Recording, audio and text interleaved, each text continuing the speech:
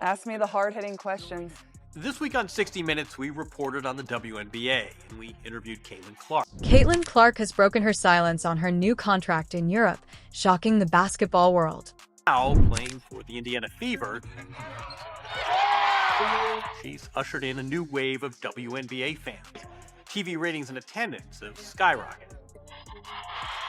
Finds Clark from the logo. You know how crazy these crowds get, though, when they see that logo 3. Yeah, they go crazy. Feels good to hit those? Occasionally, it's not too bad. So I don't mind it. seriously, though, so you got the ball in your hand. Yeah. You're crossing midcourt. What's the decision-making? Pass, pull up, how does that work? Caitlin Clark, the Rookie of the Year in the WNBA, revealed her decision for the upcoming season on Instagram, leaving fans and analysts buzzing with excitement. Fans of basketball all over the world were on edge as her social media pages remained silent after the heartbreaking playoff loss of the Indiana Fever to Connecticut Sun. That's an absolute dime.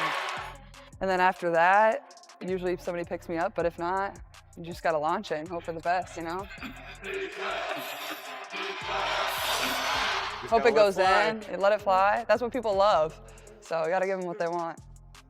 Clark broke down the mechanics and biomechanics behind that signature shot. There we go. Yeah. It's the same motion, basically, right? But you're just using more leg? Yeah, I mean, I'm like I'm not, people probably wouldn't consider me very big to play in the WNBA. Like, I'm not quite 6 foot, like, not the strongest. So I think just, having good balance is definitely the most important thing. I think a lot of really good shooters would probably tell you the same thing. But yeah, using your legs, like, it can't be all upper body, it's gotta be your legs, so. The Indiana Fever star recently broke her silence with a touching Instagram post reflecting on her inaugural season. Her words of thanks sent shockwaves throughout the WNBA. Caitlin Clark last night finished up one of the most remarkable years of basketball playing in quite some time. Because we could talk about her WNBA season, and we will, but her final season at Iowa was something to behold, and she went right from that into the WNBA season. I mean, right away. As soon as her college season ended, just days later, she was drafted by the Indiana Fever. And I just remember being at the Combine in early March. That was the talk of the town. In addition to what we were seeing out of the Pacers and the Combine being there, it's like Caitlin Clark's coming here, the Big Ten. We will analyze the implications of Caitlin's decision for the Indiana Fever and the WNBA. Please watch till the conclusion. Defenders on the handoff go with Caitlin Clark. That's why Aaliyah Boston can make that spin move and attack the basket. So the impact of Caitlin and Kelsey Mitchell on the floor opens things up. I miss doing women's sports with you. We don't get to do it as often as we used to. So here's the thing. Caitlin Clark is going to be fine. Yeah. Okay, there's 2 things that stand out to me. She just played this team, right? And so she understands the athleticism, the footwork, the speed of Dejanay Carrington. And she's just in her 4th WNBA game as a professional athlete. Even as a rookie, she's been guarded by the best players so far. She's still drawing double teams, and I thought Indiana did a better job of playing fast. I thought in her first few games, too much pound on the rock. This is not Iowa Part B varsity version. This is WNBA basketball. She's moving faster. Her teammates are doing a better job of finding her. She's getting looks off the move where she doesn't have to work as hard. And so it's only up from here. This was a great sign. Her most efficient night, turnovers were down. Let me just say this too, because we're talking about the Indiana Fever and we have the Pacers that are playing in the Eastern Conference. Her Instagram post was just the beginning of a season that redefined what it means to be a rookie in the WNBA.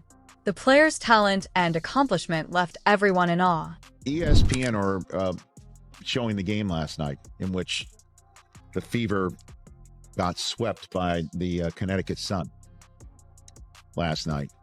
They showed a montage of her year.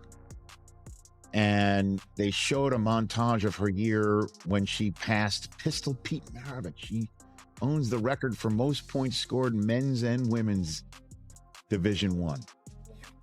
And she set every record you possibly can set for Iowa, for women's basketball. In her post, Clark expressed gratitude to those who helped her achieve her childhood dream. She expressed hope to see you all in year 2.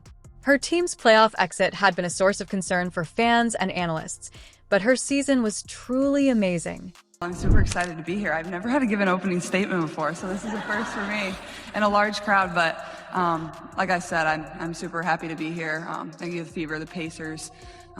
This is a dream come true. Like, these are the moments you dream of. Obviously, Tamika Catchings is here. Like, that's pretty incredible. Somebody I grew up idolizing. Yes. But like I said, after I got drafted, like, I can't think of a better place for myself to start my career. A place that loves basketball, supports women's basketball, and an organization that really does things the right way, has championship pedigree. So I'm just very thankful that they have a belief in me. And obviously my parents are here today. My 2 brothers aren't here. My little brother had to go back to school. He actually missed his flight out of New York City after the draft. So I think he did it on purpose, but thankful for them, and, you know, couldn't be happier to be here. So thank all of you for coming, and I can't wait to get started. Caitlin Clark reinvented basketball in her freshman season, shattering 62 records and establishing her legendary position. Caitlin, Greg Doyle, Indy Star. Real quick, let me do this. You like that?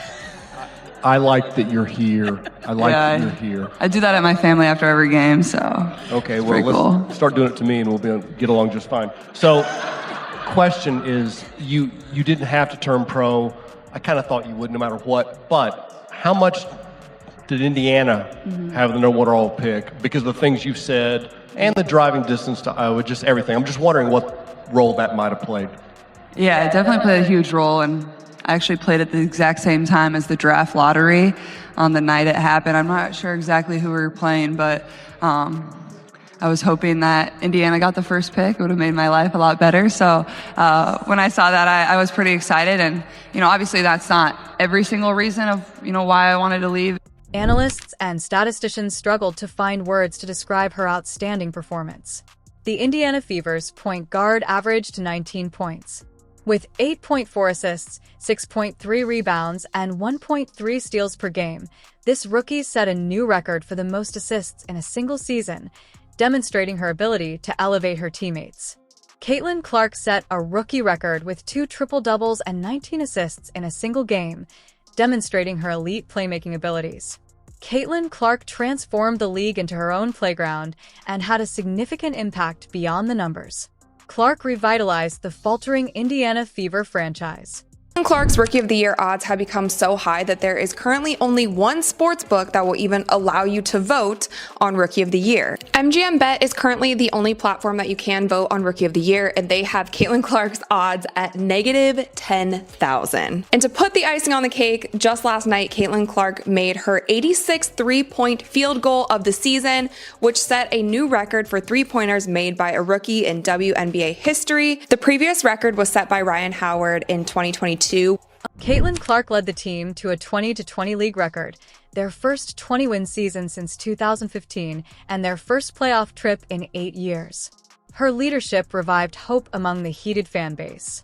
The WNBA record for threes in a season is currently held by Sabrina, and that number is 128 threes. So with the Fever having 9 more regular season games left, and I'm not sure if this is just like a regular season record or includes playoffs, but Caitlin Clark would have to average a little over 4 three-pointers in a game in order to break this record. It's doable, and especially if their team goes into the playoffs. But not only with this three-point record, with her assist record, with her triple-double record, and just the impact that Caitlin Clark has had on the WNBA and on the Fever team this season, there has still been some debate on who will become Rookie of the Year. We talked about Angel Reese a couple videos ago and how she is holding her own on the rebounding side, and she is shattering records, both WNBA and NBA records, with the amount of rebounds that she grabs per game. But if you look at these two players in their totality, it really is a no-brainer as who deserves Rookie of the Year this season. Her exciting presence on the court increased attendance, retail sales,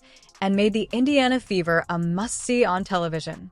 24, 10, and 10, her second career triple-double. What stood out to you about the way she got this triple-double in your eyes?